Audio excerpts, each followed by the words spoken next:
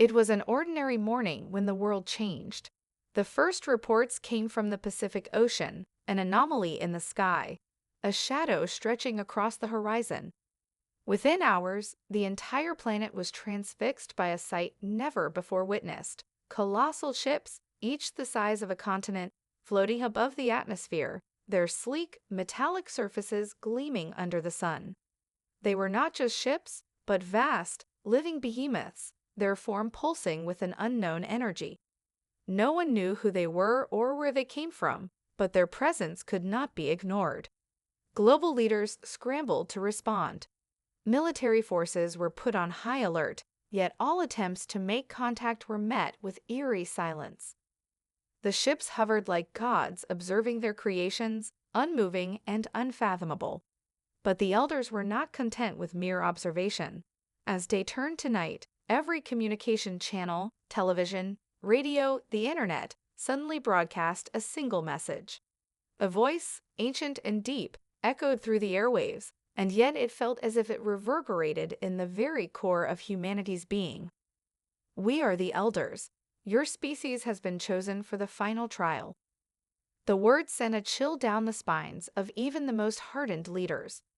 Governments scrambled for answers, yet the voice continued, its presence overwhelming and inescapable. For millennia, we have watched your kind. Your potential is unlike any other species we have encountered, yet so too is your capacity for destruction. You are at the precipice of greatness or annihilation. The final trial will determine your future. And then, with a final resounding command, the elders sent the ultimatum that would reshape humanity's fate. Survive this trial, and you'll be welcomed into the galactic fold, a species of equals. Fail, and you will be erased. The message ended as abruptly as it had begun. The ships remained, floating ominously above cities, offering no explanation, no further communication. The world was left in stunned silence. Fear gripped the hearts of billions as panic spread across the globe. How could humanity possibly survive such an overwhelming force? In the United Nations headquarters in New York, leaders from every corner of the earth gathered in emergency session. The walls of the chamber buzzed with fear and confusion. Some argued for an immediate military response, believing that humanity's only hope was to fight back. Others called for diplomacy, desperate for any chance to understand the motives of the mysterious elders. But no matter the approach, the overwhelming consensus was clear. Humanity was facing an unimaginable force, and nothing they had ever encountered could prepare them for what was coming. Dr. Amelia Klein, one of the world's leading physicists, stood in the back of the room, her face pale but composed. She had been part of the team that pioneered humanity's first interstellar travel, yet nothing in her vast experience with space exploration had prepared her for this moment. She knew one thing for certain: this was not just a test of humanity's strength. The elders were offering them a chance to prove their worth. But what if that worth meant something far beyond survival? What if the true test was not physical, but something deeper? Something that challenged the very core of humanity's identity? A voice broke through her thoughts. What if they're just waiting to see how we react? One of the generals asked, his voice tight with frustration. Amelia's eyes widened. What if the elders had already seen humanity's potential? What if their trial wasn't just a battle of weapons or intellect, but something far more intricate, far more dangerous? The chamber fell silent as the gravity of the situation settled on every person in the room. The fate of humanity rested in their hands. Would they rise to the challenge, or would they fold in the face of the unknown? The first phase of the trial began less than a week after the elders' ominous message. Earth's cities, once teeming with the normal bustle of human life, suddenly became war zones. Without warning, the elders' machines appeared, towering, mechanical beasts, each with its own sinister purpose. They descended upon major cities across the globe, their eyes glowing like molten fire as they ravaged everything in their path. These machines were not just weapons, they were intelligent, learning from every encounter and adapting with terrifying speed. In New York, the first attack came in the early morning. A towering mechanical spider, its legs crackling with energy, smashed through skyscrapers with terrifying precision. Below, the streets were chaos as civilians scrambled for cover, unaware of what had just been unleashed upon them. Panic spread like wildfire, and the military, despite its might, could do nothing against the relentless assault of the machines. The city's defenses, advanced as they were no match for the precision and power of the Elders' creations. But as the days wore on, humanity's true strength began to emerge. A sense of unity formed from the chaos. Governments that had been fractured in the wake of the Elders' arrival suddenly banded together. The UN called for a global alliance, pooling resources, technologies, and military forces. The citizens of Earth, terrified yet determined, began to fight back in ways the Elders hadn't anticipated. In London, a group of engineers hacked into one of the machines, exploiting a small vulnerability in its programming. They reprogrammed it, turning it against the rest of its kind. The news spread like wildfire. Resistance groups across the world quickly followed suit, using their ingenuity to disable or repurpose the machines, fighting fire with fire. People from all walks of life, from farmers to teachers to students, found themselves on the front lines, working together in a global effort to defend their cities. In Tokyo, a group of underground hackers infiltrated the Elders' communication network, decoding encrypted signals that had been used to direct the machines. They planted false commands, causing the mechanical invaders to turn on each other. The hackers' success sparked a wave of hope.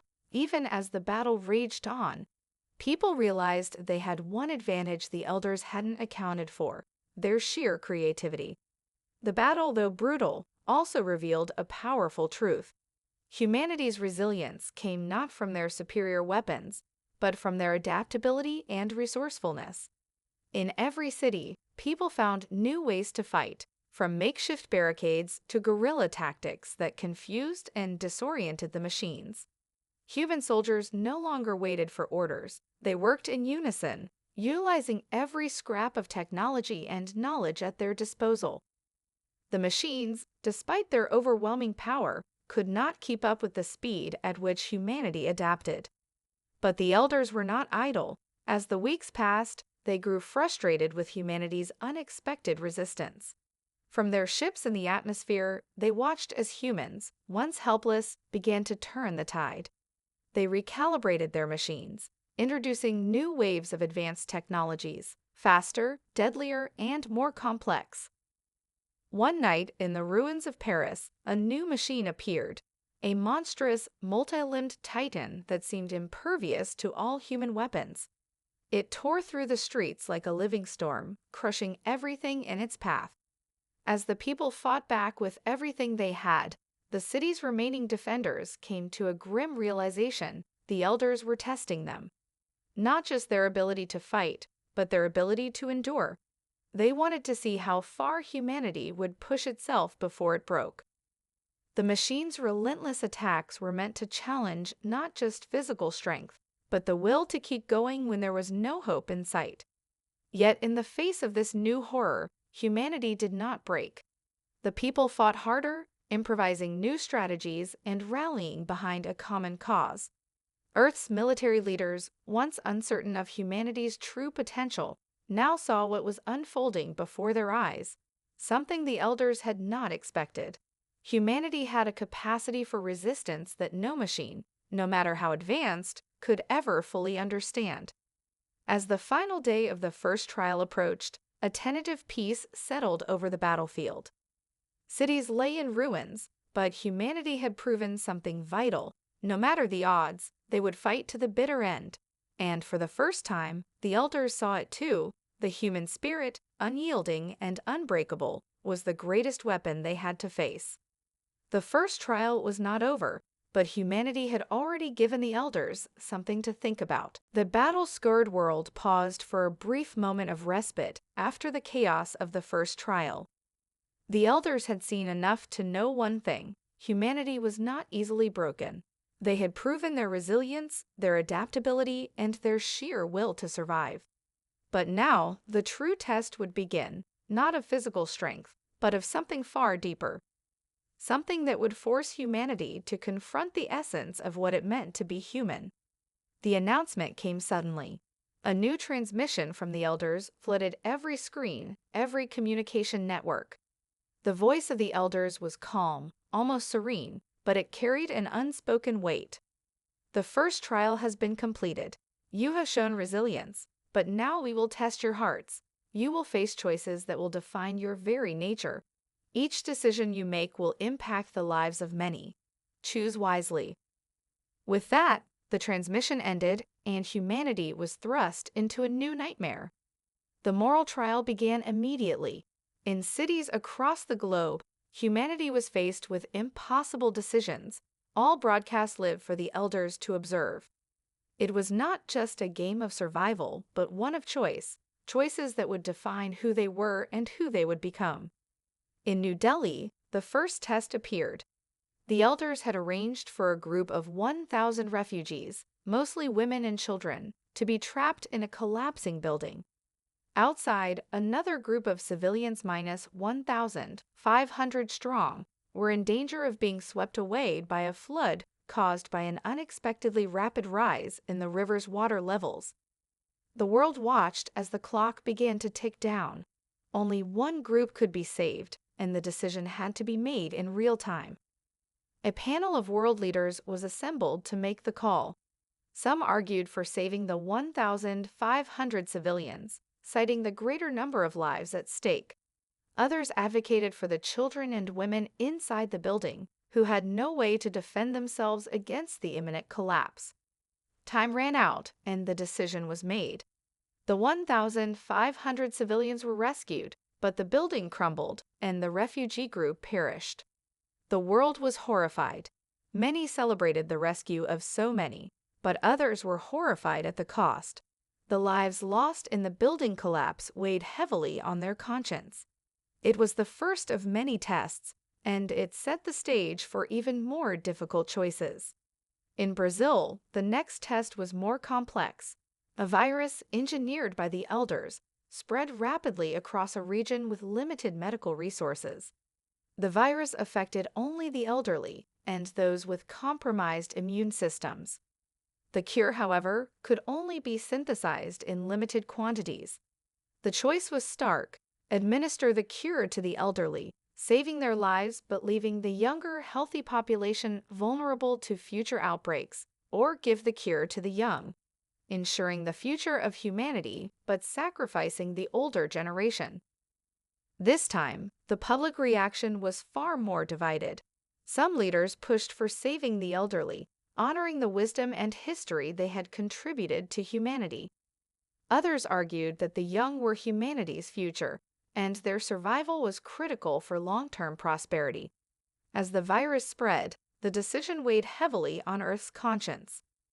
As the moral trials continued, the choices grew ever more complex.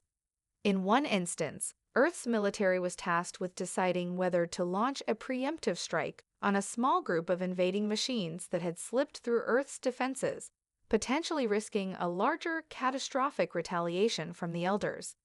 In another, a deadly famine struck a region that could only be alleviated by diverting resources from other parts of the world, leaving millions hungry elsewhere. With each new decision, the pressure on humanity mounted. The Elders' trials were cruel, designed to expose the fragility of human morality. No matter the outcome, someone would always suffer. But then, something unexpected began to happen. In response to each moral dilemma, humanity's collective consciousness began to shift. While many leaders were torn by the choices they were forced to make, ordinary people began to rally together in ways that defied the Elders' expectations. Grassroots movements sprang up, demanding that compassion, empathy, and unity take precedence over cold, hard logic. Humanity, it seemed, was choosing to value life, not just for the many, but for the individual. In the streets, on social media, in every corner of the globe, voices rose in defiance of the cold calculus of sacrifice. A new movement emerged, one that rejected the idea that lives could be weighed so easily. Humanity, it seemed, was more than the sum of its decisions. It was a species that had the capacity to choose not just survival, but compassion, even in the darkest of times. As the final decision of the third moral test loomed, it was clear that the elders had underestimated humanity's greatest strength, not its intelligence, not its technology, but its ability to choose a path, no matter how difficult, that reflected the best of what it meant to be human. As the moral trials continued, the cracks in humanity's resolve began to show. The pressure was too much for some. World leaders, once united in the face of the elders' challenge, now found themselves at odds. The decisions that once seemed straightforward had become increasingly complex, their consequences often unimaginable. For every victory, there was an equal cost, and the weight of those choices was suffocating. The elders had tested humanity's hearts, and they were failing. But there was something else, something deeper, stirring beneath the surface. Not all had accepted the elders' cruel game. A clandestine group of scientists, engineers, and military experts, disillusioned by the trials, began to investigate a different kind of rebellion. They were determined to uncover the truth behind the elders' intentions, something the rest of humanity hadn't considered. What if the trials were not just tests of morality and resilience, but an elaborate ruse to manipulate, to observe, and ultimately control humanity's fate? The group, calling themselves the Resonance, was led by Dr. Amelia Klein, the physicist who had once stood on the front lines of Earth's first encounter with the elders. With her knowledge of both interstellar technology and human resilience, she had become the natural leader of the movement. While the world continued to wrestle with the moral implications of the trials, Dr. Klein had been working tirelessly to uncover the hidden truths about the elders. It was during a routine mission to one of the damaged cities that a breakthrough came. The Resonance had managed to capture one of the elders' machines, an unmanned reconnaissance drone. While the rest of the world focused on the immediate crisis of survival, Klein and her team began analyzing the machine's data banks. What they discovered was a chilling revelation. The elders had been manipulating the trials all along, orchestrating events behind the scenes in ways that no one could have anticipated. The machines that had attacked humanity were not just tools of war, they were instruments of observation. Each machine, each test, was carefully calibrated to study not only humanity's physical capabilities, but its psychological response to extreme stress. The choice between who lives and who dies was not simply a moral dilemma, it was a carefully crafted experiment in behavior. Every decision humanity made had been watched, recorded, and analyzed, with the elders learning more about the human psyche than anyone could have imagined. As the truth became clear, Dr. Klein was faced with a devastating decision of her own. The Resonance had the information they needed to expose the elders' manipulation, but doing so would require revealing everything to the world and risking the wrath of the elders in the process. Their knowledge was dangerous. The elders would never allow humanity to see them as anything less than omnipotent, and the repercussions of rebellion could be catastrophic. Klein's team had to decide whether to fight back against the elders directly or find a way to sabotage their systems from within. If they chose to reveal the truth to the world, they risked triggering a final, all-out confrontation. If they kept the information hidden, they risked giving the elders even more power over humanity's future. The debate was heated. Some members of the Resonance argued that humanity had to rise up now, exposing the elders' manipulation for all to see, even at the cost of their own survival. Others, more cautious, insisted that the best course of action was to gather more intelligence and find a way to disable the elders' control systems without alerting them to their presence. A final decision had to be made, but the clock was ticking. Meanwhile, the elders remained indifferent, their ships silently orbiting the planet. They knew that the trials had placed humanity at a tipping point, and they were watching, waiting, and calculating. Their next move, however, would be decisive. As the forces of resistance began to mobilize, the elders knew that if humanity was to truly rise above the trial, they would need to test something far deeper than moral choices or military tactics. They would need to test humanity's will to fight for its freedom. In the dead of night, Dr. Klein made her decision. She called for a meeting of the resonance leadership. The time had come to act.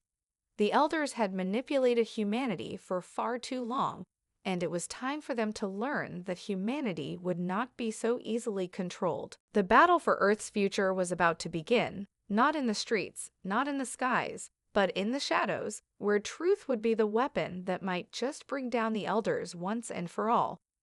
The decision had been made, and the path ahead was fraught with peril. Dr. Amelia Klein and the Resonance had chosen to reveal the truth. Humanity was being manipulated, and the elders' trials were nothing more than an elaborate game to test the limits of human resilience and morality. But with this revelation came the most dangerous mission yet: to disrupt the elders' control systems without triggering their wrath.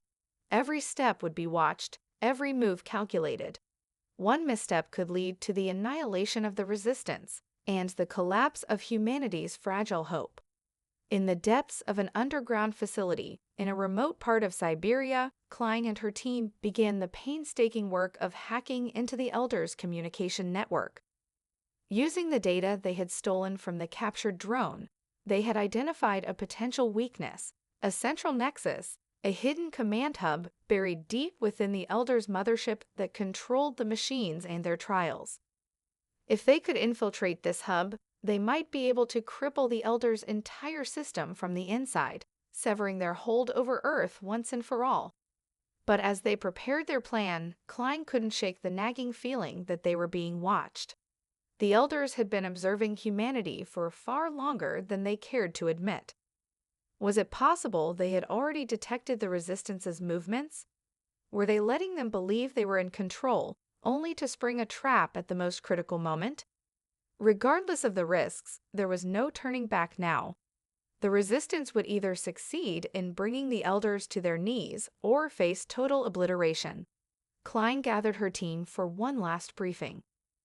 "We have one shot at this," she said, her voice steady but tinged with the weight of their mission. "If we succeed, we can end the trial on our terms. If we fail, we risk losing everything." The plan was simple yet dangerous. They would infiltrate the elders' command hub by using a combination of stolen elders' technology and human ingenuity. A small strike team would board one of the unmanned reconnaissance drones they had captured, navigating their way through space undetected. Once inside the elders' mothership, they would need to access the central command terminal, where they could plant a virus that would disable the system. As the countdown to launch began, a strange sense of unity fell over the Resistance. The trials, which had begun as a test of humanity's strength and morality, had now become something else entirely. They were no longer just fighting for survival, they were fighting for their freedom, for the right to choose their destiny, to reclaim the agency that had been stolen from them. Meanwhile, on Earth, the tension was palpable. The global governments were on edge, uncertain of what was to come. The public had been told only bits and pieces of the Resistance's efforts, but rumors spread that something was about to happen, something big.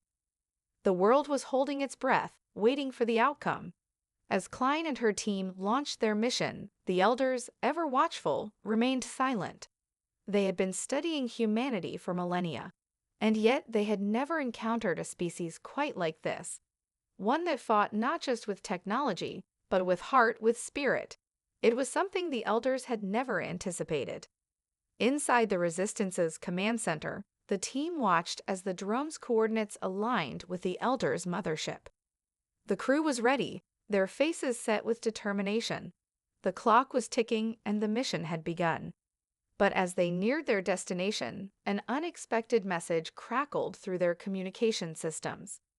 It was a direct transmission from the elders. "We know what you are trying to do, humans. The voice of the elder resonated in their minds. You believe you are fighting for freedom, but you are only playing into our hands. Every move you make, every plan you devise, only brings you closer to your end. You cannot escape your fate. The words hung in the air like a weight, a challenge that resonated deep within the resistance. The elders were not only watching, they had expected this move. Klein's heart raced. Was this a warning or a sign that the elders were finally ready to end the trial? Don't listen to them, Klein said, gripping her seat. We know what we're doing. This is our fight. The team advanced, determined to complete their mission, but they couldn't ignore the fact that they were now playing in the elders' game. The time for choices was over. There would be no more moral dilemmas, no more false choices. The war for humanity's freedom had reached its most dangerous stage. The transmission from the elders echoed in the minds of Dr. Klein and her team, the words heavy with the kind of cold certainty that only a being with unimaginable power could possess. The elders knew what they were doing, and yet humanity pressed on, defiant and unyielding. Klein's pulse quickened, her hands tightening around the controls as she navigated the stolen drone toward the elders' mothership. The resistance had one shot. Failure was not an option. The team remained silent, each person focused on the mission at hand. In the dim glow of the command center, their faces were lit by the flickering holographic displays, which showed their progress as they neared the massive ship that hung like a dark moon above Earth.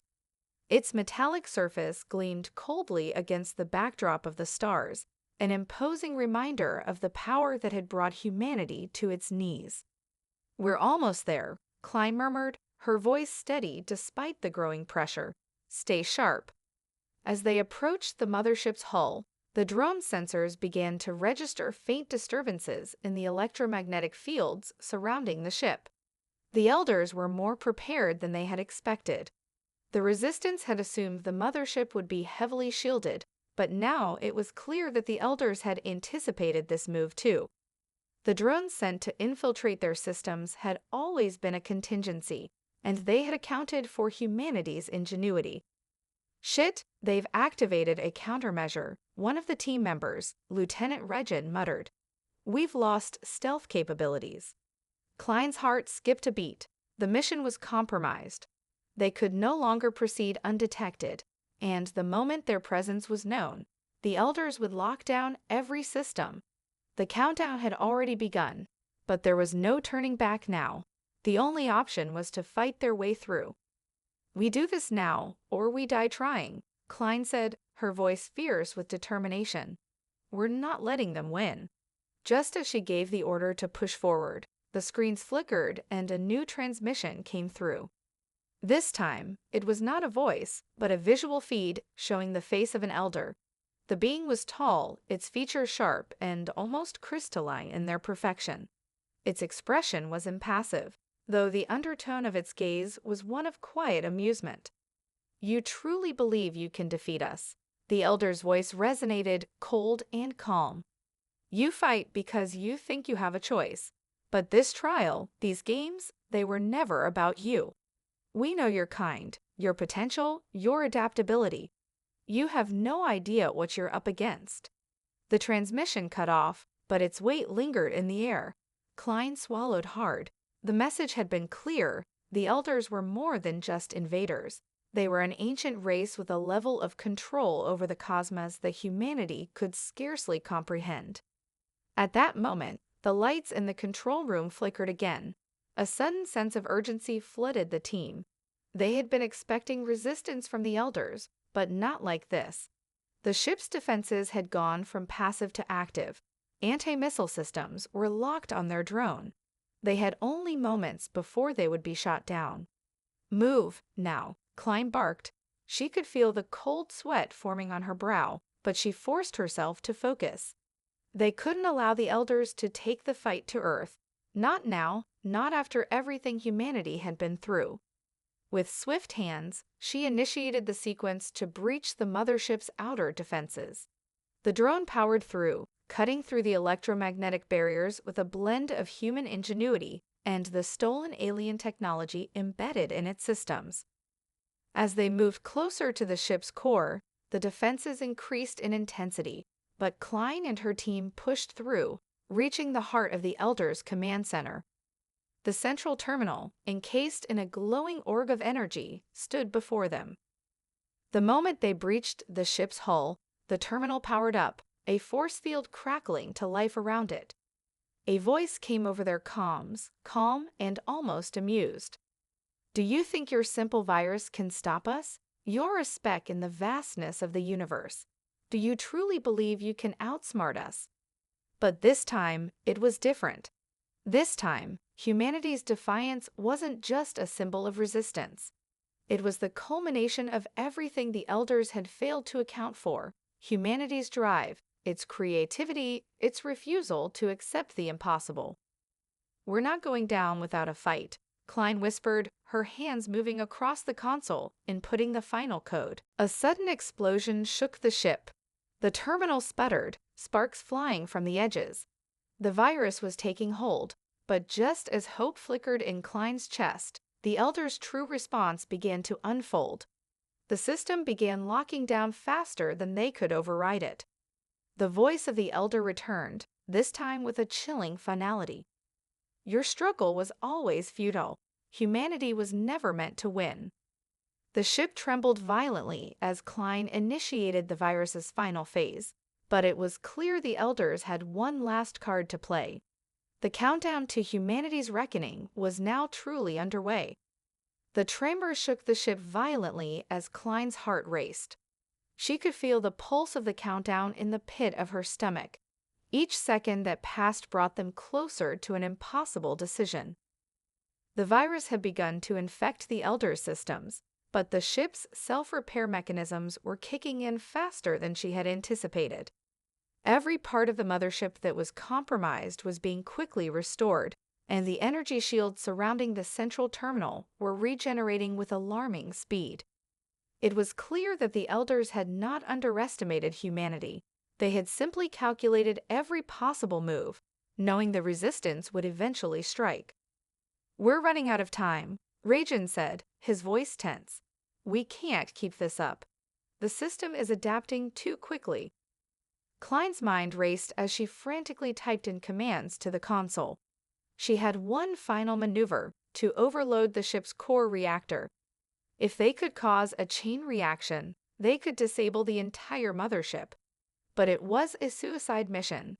The core reactor was located deep within the ship's most secure area. Penetrating it would require breaking through layers of defense that had already proven more than difficult. If they failed, the ship would detonate, and everyone aboard would die. Yet, in the depths of her mind, Klein knew what had to be done.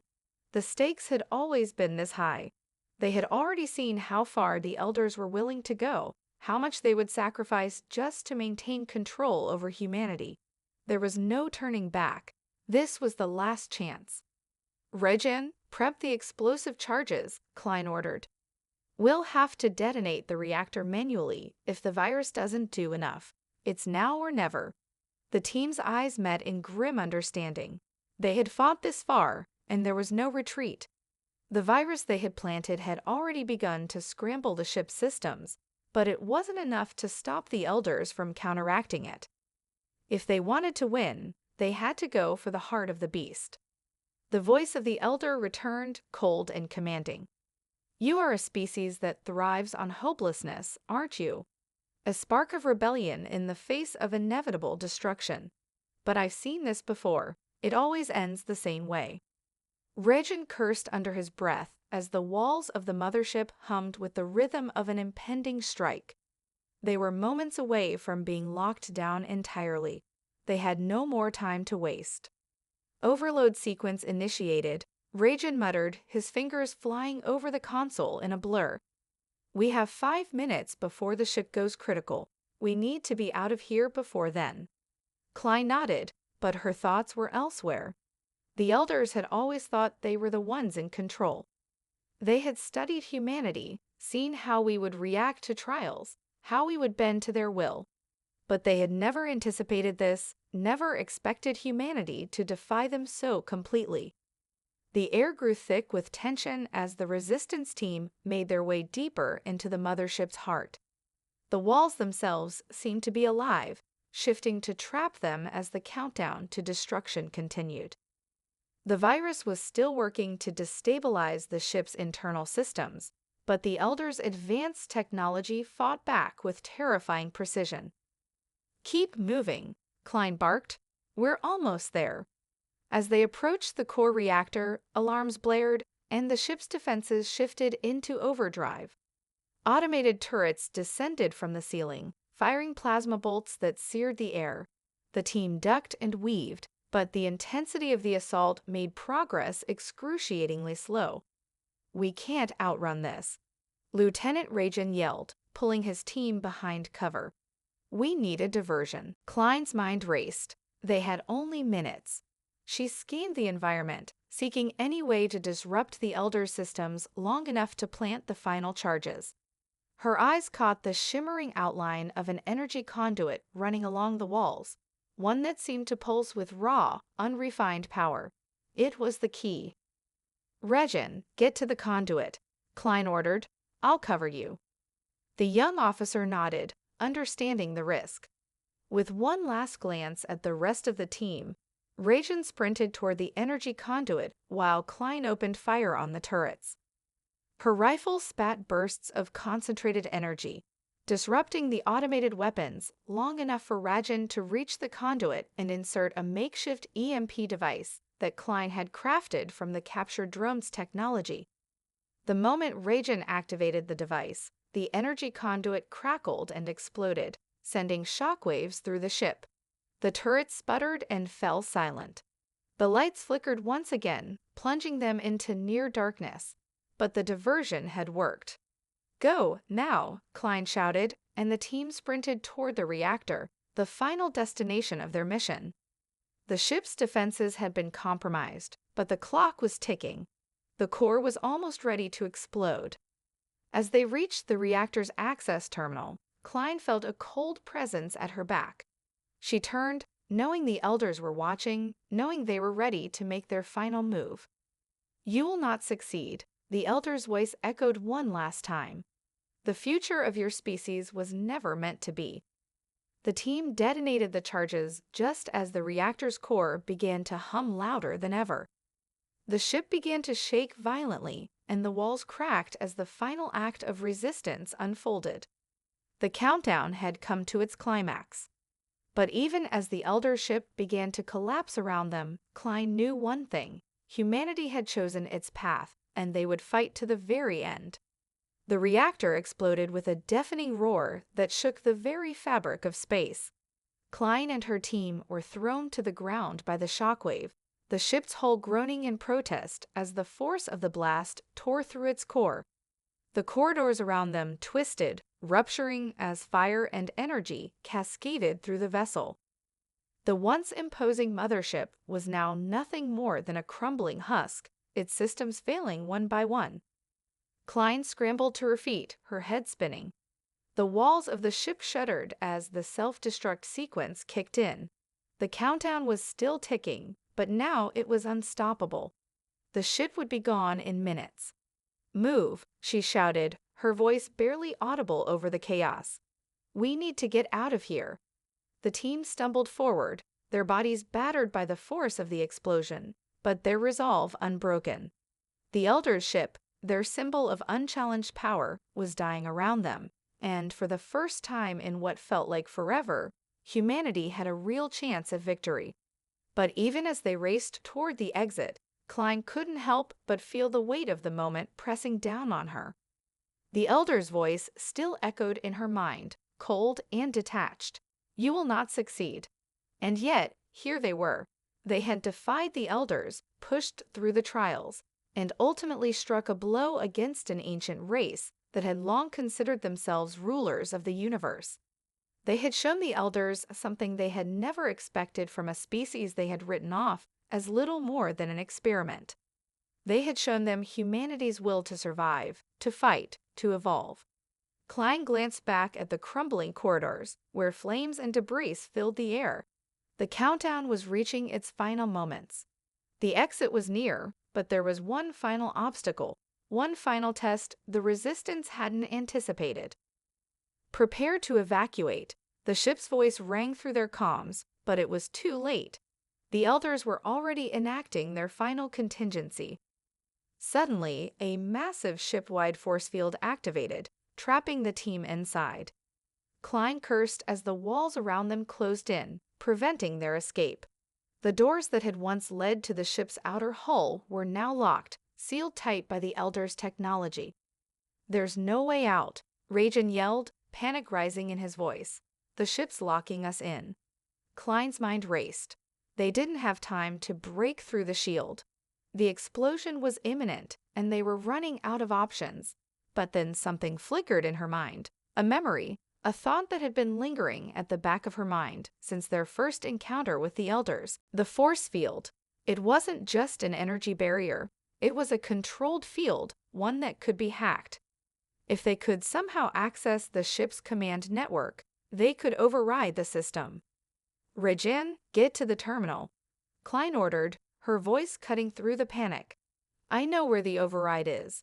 We just need to access it before the field powers up again." Rajan didn't hesitate. He sprinted toward the terminal, his fingers moving rapidly across the keys as Klein provided cover.